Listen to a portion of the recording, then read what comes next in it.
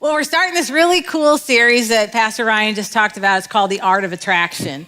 So I'm not going to talk about tonight yet because we're going to talk about that for the next half hour. But the next 3 weeks are going to be amazing. So next week is going to be finding and becoming the attractive mate. Rawr. The next one is conflict resolution. We're going to learn how to fight right. Anybody need that training? Believe me, I need that training. And then the last one, and the fourth and last, is making love last long term, which we like to say in our house time, love me long, long time. Right? Okay, let's pray. How about that? So, Father, I thank you so much for this night, this church, and this message, and all of our family here today. We ask that you would bless this message and series and bring strength, understanding, and restoration to any and all past, present, and future relationships. In Jesus' name, amen. All right, so let's talk about communication, where it all rises and falls, right? If we could just communicate, things would be so much simpler. So we're going to talk tonight about communication, which really is an art. And we're going to specifically talk about love languages. How many of you have heard about love languages before? About half of you, a little bit more? Awesome. Well, we're going to talk about the research that was done by Dr. Gary Chapman, who wrote the book on love languages and subsequently wrote a ton of additional books on the topic. But the book Love Languages, which was written 15 or so years ago, literally outsells itself every single year. So it's still super relevant today, and I highly encourage you all to get a copy and read it together with your mate or with your family, because love languages, if you're a human being, you have a love language. It doesn't matter whether you're married, single, a kid, a teenager, wherever you are, or whatever you are, not wherever you are, that too, but you have a love language. So in high school, I took 4 years of German. You know what they say about foreign language? Use it or lose it. And so I can count to 10 and I can say, I love you. Ich liebe dich. I remember that. And then in college, I took Spanish. And I can talk enough to make people think I can talk Spanish. I can ask you how you're doing and, oh, good, good. And I can talk to 10, but I for sure never forgot te amo. I love you. And several years ago, I was flying home through Chicago O'Hare, which is the big northern Chicago airport, which I try to avoid at all costs. But one day I was flying through there, and I somehow got close to a girl who was flying with her child, a baby really, in a stroller. And I could tell she was frantic, like something was going on. So she didn't speak a word of English. And I just looked at her. I'm like, almost sign languaging, because she couldn't understand me and I couldn't understand her. So I asked for her ticket. And I could see that she was in the wrong terminal. She was in the domestic terminal for the United States, and she was flying international. So I was like, I tried to motion, come with me, let me help you. And somehow my sign language didn't say, come with me, I'm a mass murderer. So she trusted me enough. And I walked her over to the international terminal. And at a distance, her family, which I did not know she had an entire tribe there with her, came running towards her. And they thought that they had lost her. And so she's hugging, and she's obviously telling them what I did. And they're like, loving me back verbally. And she turns to me, and as clear as I'm going to say this to you, she said, I love you. I was shocked. I was speechless. I cried. I was so taken aback. But to me, right then, I recognized that love is the universal language, right? It doesn't matter how you speak it. It's universal. So that's what I want to talk to you about tonight. And the thing about people and love is it's still a people thing, right? It's inside each of us. And research shows that the vast majority of couples marry their opposite, that we're attracted. The old adage is right. We're attracted to our opposite, or opposites attract. And the crazy part about that is what turns us on in the mating season is what turns us off in the real season, right? It's like, Why are you so quiet? Why won't you talk? Why don't you like to go places? Why don't you give me gifts? It's like, I don't know. And so because when we're in a mating season, that is a different season that we're going to talk about. And we're under the influence. And so we don't get credit for all that stuff that we did during that time. Sorry to tell you that news. Then we have no training and very little knowledge about how each other works and about love languages. I mean, if you think about differences, let's just do this. We have gender differences, so boy, girl, right? Then we have generational differences. So about every 20 years, there's a different generation, and every generation speaks differently and talks and communicates. Then we have personality differences. So we have us loud mouths, and then we have the quiet ones. We typically get together, and then we drive each other nuts big time on that. And then we have this love language now. And we have 5 of those that we're like, which one do I speak? Well, we're going to talk about that tonight. But we don't have a lot of training. So hopefully this will not, if you've already heard some of this or read Dr. Chapman's books, that this will just be a refresher course. As we prepare to teach, it's always an awesome preparation or a refresher course for us as well. So it was very fun this last week preparing for this message. But they don't train us up in school for this unless you're training to be a psychologist. But interestingly enough, we're getting ready for this big women's conference. March 23rd, all day long, girls, be there.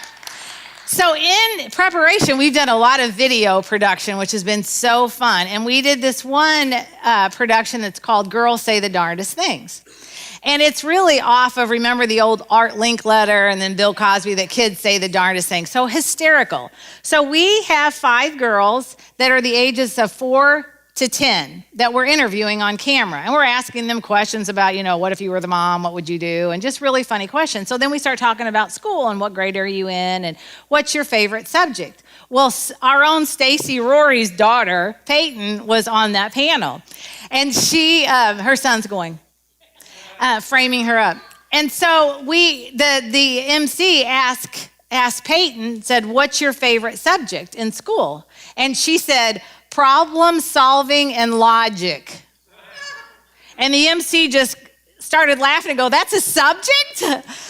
So the good thing is that was her favorite subject. And the second thing is that it is a subject. So they're teaching up, as young as 10 years old, how to problem solve and use logic. And most of our fights are because we're not problem solving and we're certainly not logical, right? That's when we go crazy.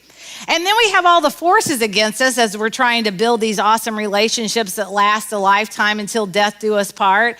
But we have so many forces. Some of them are our very own. They're completely self-induced because we can't miss out on anything, right? We have to be a part of this club and that club, and we have to go to this event and that event, and we want our kids to be in 16 different things. We don't want them to miss out on anything.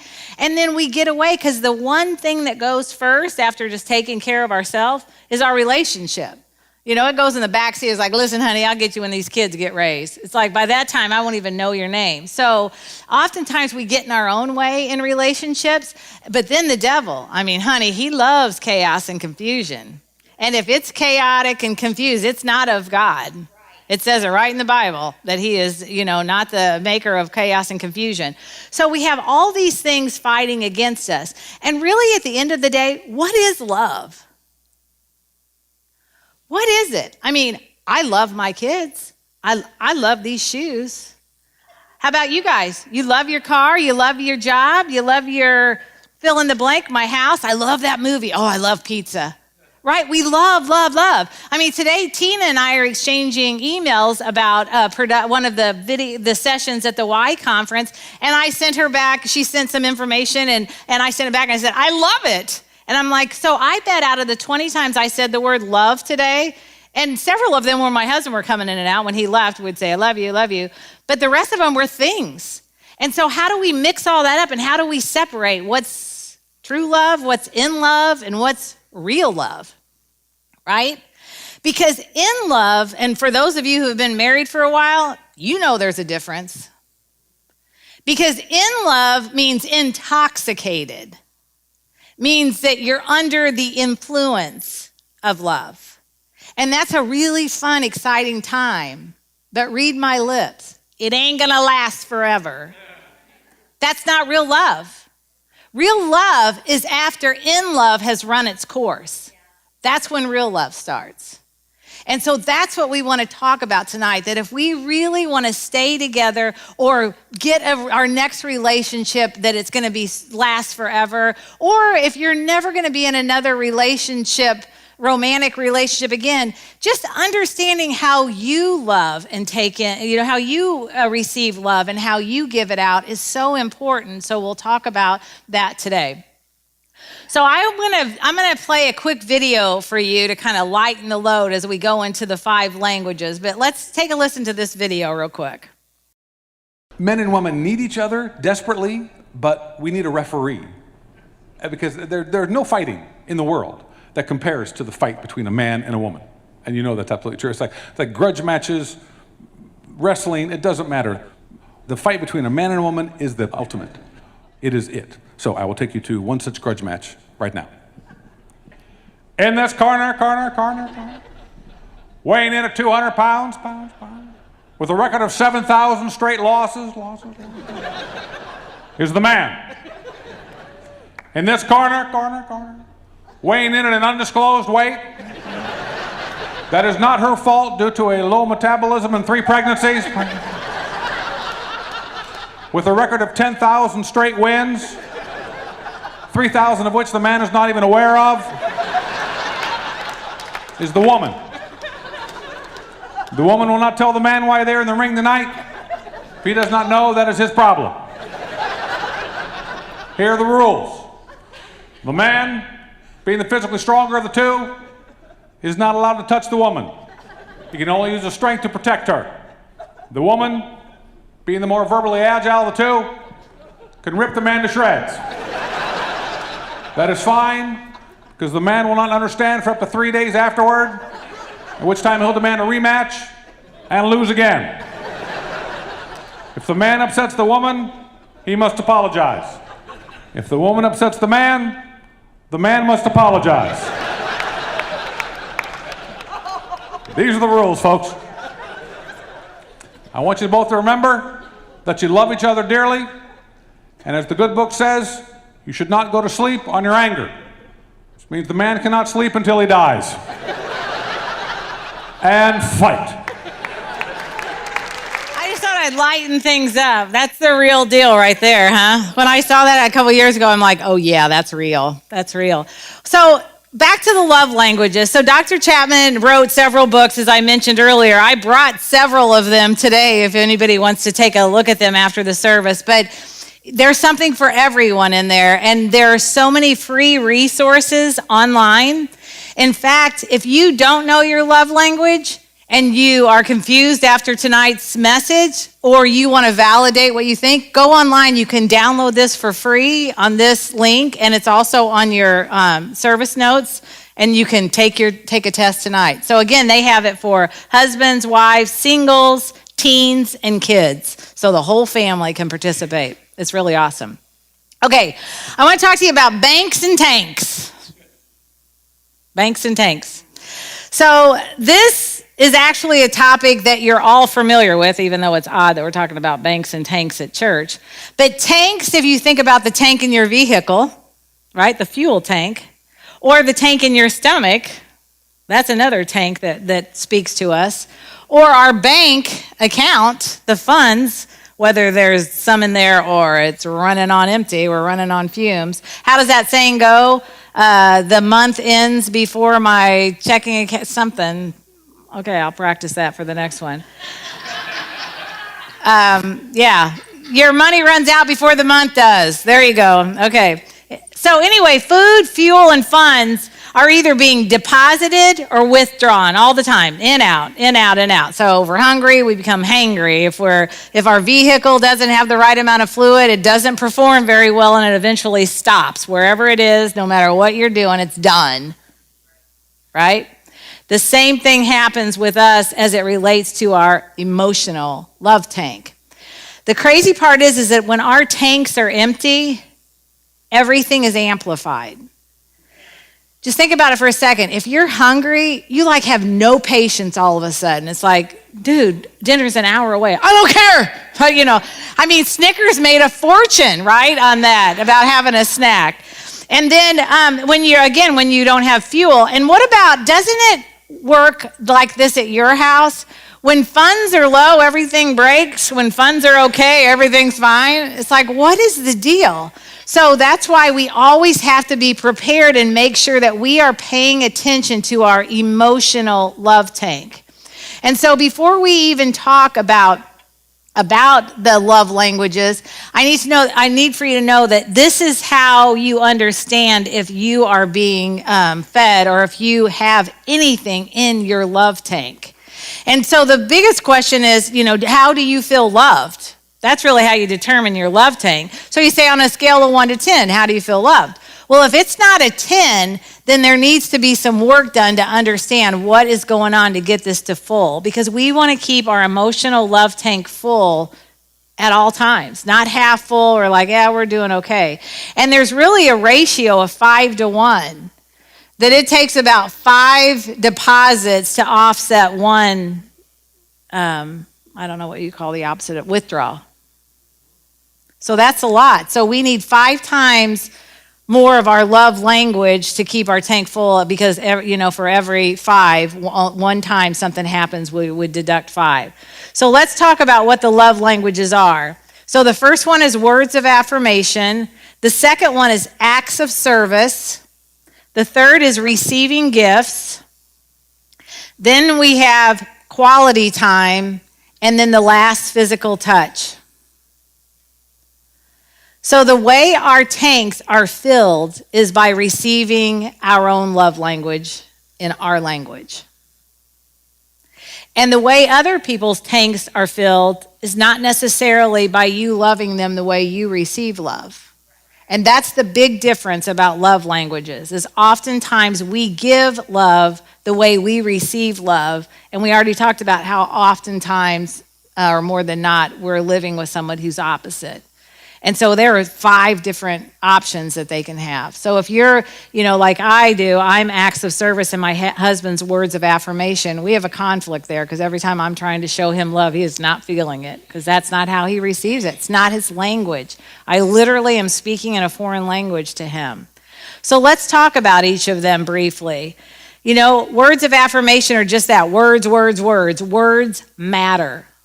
So if you are someone or love someone who has this love language, you have to understand that it is about words.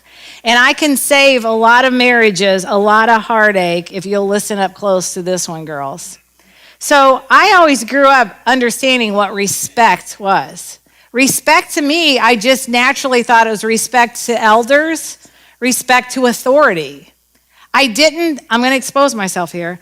I didn't think about respect towards my husband, because that seemed weird. It's like, respect, he's not my boss. What are we talking about, respect? I love him.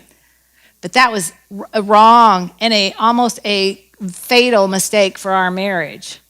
Because what men want more than anything is respect.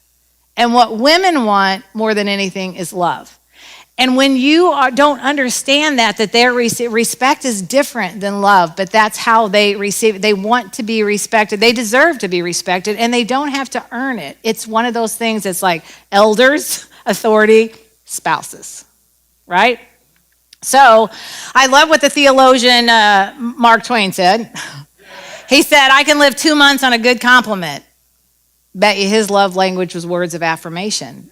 And then the queen of soul, Aretha, she said R-E-S-P-E-C-T. She spelled it out for us, so we knew exactly what was going on. Hi.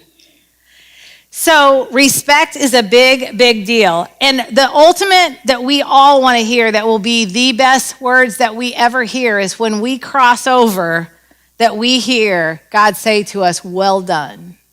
Well done, my good and faithful servant. That's what we want to strive for our entire life. Whether this is your language or not, that's when you know you pass a test.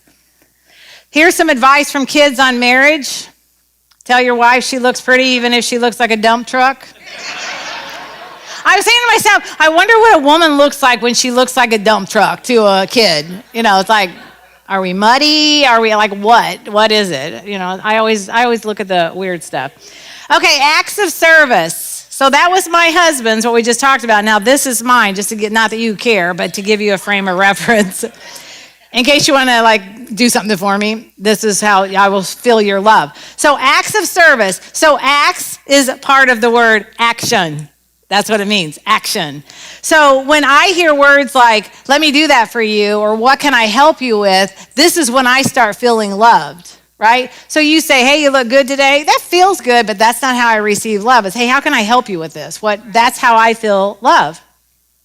And so we had the ultimate role model, right? I mean, there's nothing that Jesus would not do, but just some of his acts. He calmed the storms. He walked on water to save us. He performed miracles. He washed feet. And then he did the ultimate. He died for us. Washed feet, died for us. That's beginning, end. There's nothing that he wouldn't have done. So acts of service are extremely, extremely important. And in Matthew it says he causes the sun to rise and rain to fall on the just and the unjust. He just keeps on giving after he's gone, right?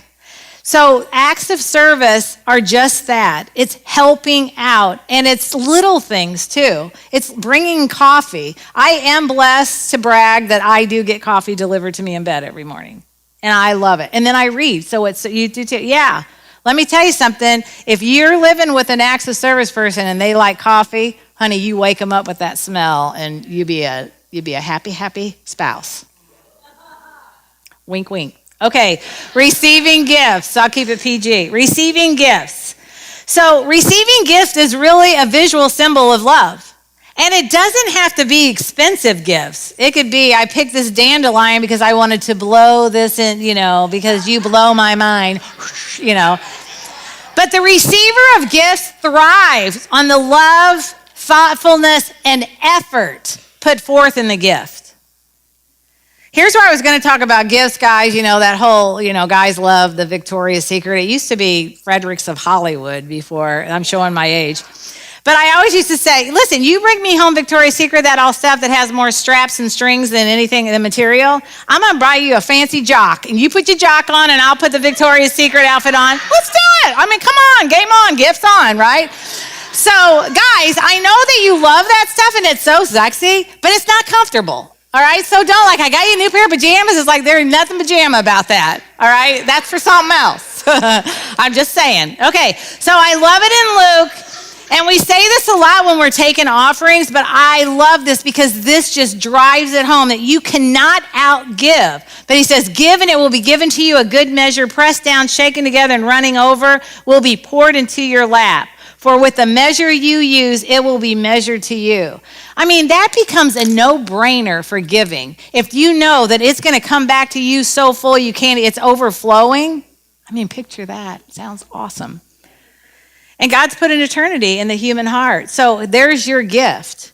This is the easiest love language to learn.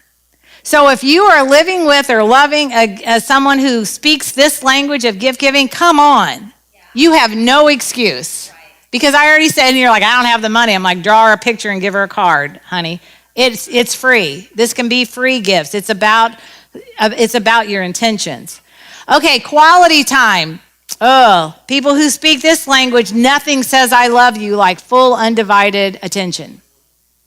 And it doesn't matter how old. I mean, this is a big one for kids too that we're talking about tonight. But quality time is more than proximity. Just because you're in the room with them does not mean you're spending quality time. When you're giving NBC or Netflix or whatever your quality time. You're not giving each other. So you have to be careful not to try to count that, because to somebody who speaks this language, that doesn't qualify to them. Unless you ask them and they say, yes, this does qualify because you're not gone from the house. So maybe that's a compromise. You're in the room. But, the beauty of this is if you're not in a relationship with someone and you're feeling lonely and quality time is your love language, you need to know that Jesus is always there. There's not a fraction of a millisecond that he is never gone from you. So you always have someone there with you. So just know that. I just want to encourage some of us that are like, okay, you're talking to everybody with couples and I'm not a couple. I'm not just talking to couples, I promise you. This relates to everyone. All right, and then physical touch. Here's the one that I generally get there. Wow, that's me. Woo, yeah. So you need to know that there are many dialects, as it's not all about the bedroom, guys. And girls. But there are some people that are so strong in this language, that speak this so loudly, that this can literally be a deal breaker for them. So you need to be very much in tune with your mate or your loved one if this is something that's important to them. And physical touch comes in all shapes and sizes, right? All of our languages, all of the love languages are only limited by your imagination on how well you can speak it to your loved one, right? Because I think if I were to say, well, I'm acts of service. It doesn't matter whether it's bringing me coffee or asking, hey, can I do the vacuuming this week? Or let me do the dishes, or I'm going to run this trash out, or hey, I took your car and filled it up. Whatever it is, it's different dialects. So don't think it's just one thing. And the same goes with physical touch. So I love, that in the psalmist said, yes, I am always with you. You hold me by my right hand. I love that. And you never know if a physical touch is literally going to be that healing touch that someone needed. Yeah.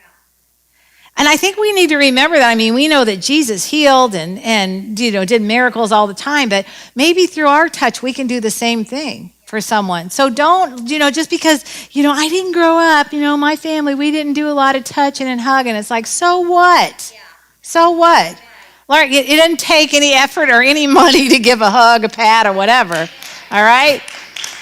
So let's just thank you. So let's just run this through talking our language with coffee, using coffee. If you were an acts of service person, you would feel loved if someone said, let me make you a cup of coffee. Quality time. Let's go have some coffee. Words of affirmation. I love you more than coffee. Gift, surprise, I got you coffee. Or touch, first coffee and then a fill in the blank, back rub, hug, whatever. Right? So there are different ways, again, different dialects for each, and it applies to anything and everything. Now, I want to give you one big, ginormous warning. So once you know your love language and the love language of the person you love, do not ever use it in the heat of a fight. It will cause so much damage. So if you know that they like, words of affirmation, then if you use bad words, mean words, ugly words, you are like sucking it out of their tank. In one fight, you could take them from full to empty. 5-1, remember? 5-1. So we have to be super careful. And I super duper caution you about this with kids. So now that you have the link, there's no reason if you have children or grandchildren that you can't have them take their love language quiz. My granddaughter took it today, as a matter of fact, in preparation for tonight.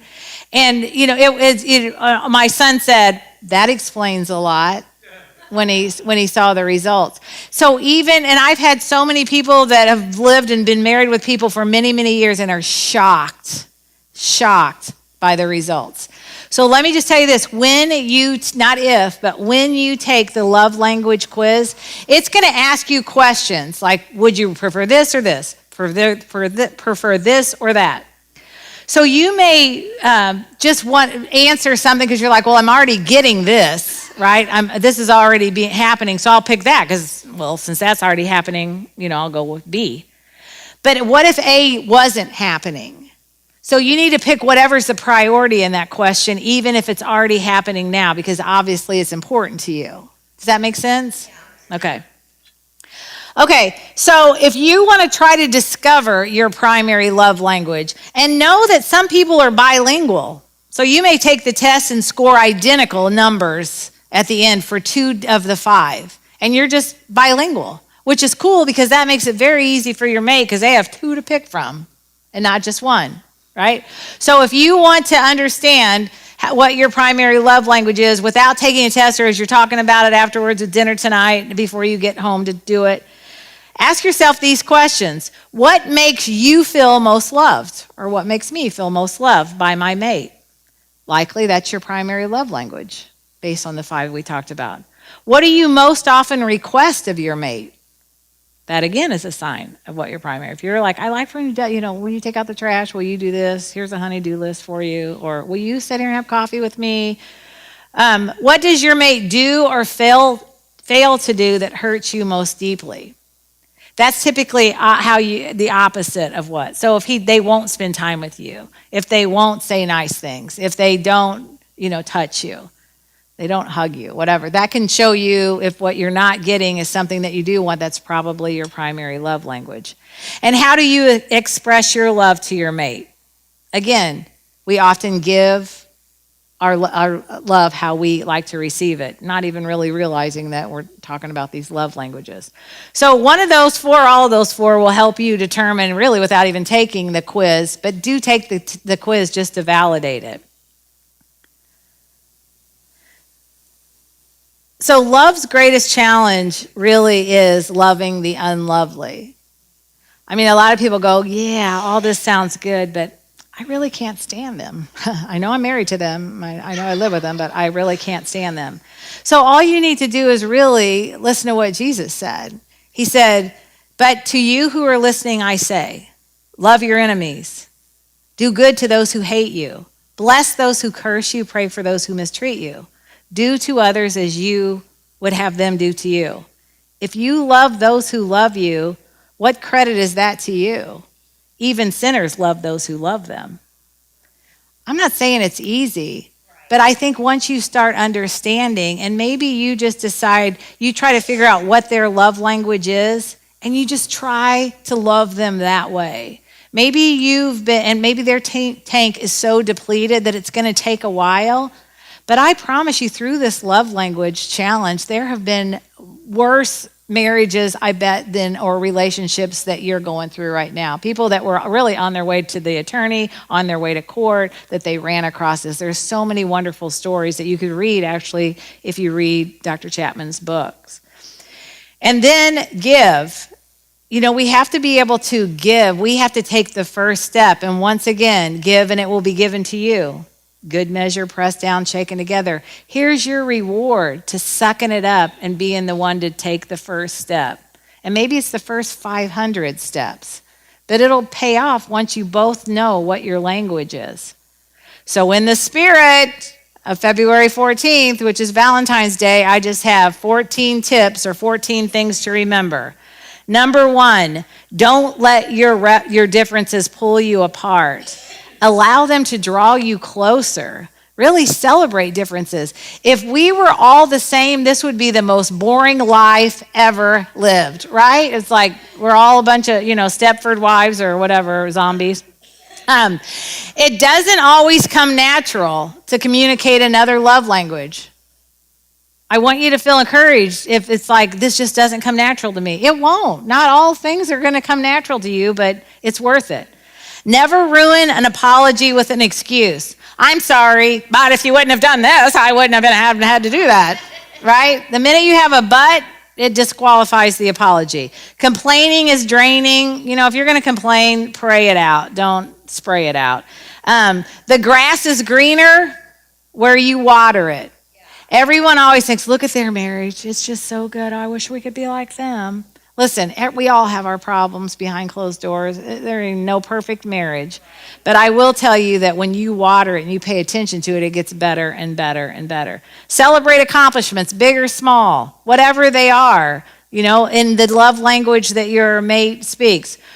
Remember that words work both ways. Actions speak louder than words for some of us, and words speak louder than actions for others. So that adage doesn't work across all love languages. Protect your marriage at all times. Maintenance required. That needed to be on all of our marriage certificates or all our first love cards that we send each other. Maintenance required daily. Love won't last unless you're willing to work at it. Sorry to tell you that. But honestly, when I heard some of these things years ago, this was encouraging because, you feel like when you're in the middle of a battle, you feel like you're the only one that's going through this. The number 10, the number of ways to express love within a love language is only limited to your imagination.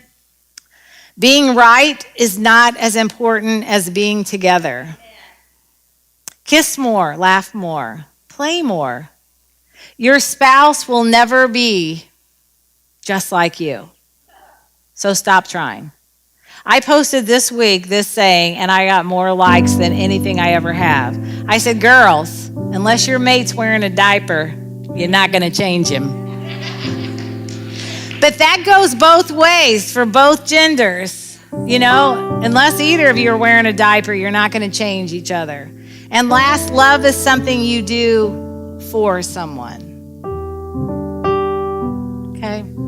So I'm excited. Next week, we'll see you back. We're going to talk about finding and becoming the attractive mate. Is that enough for tonight? All right. Let's say a prayer. How about let's bow our heads.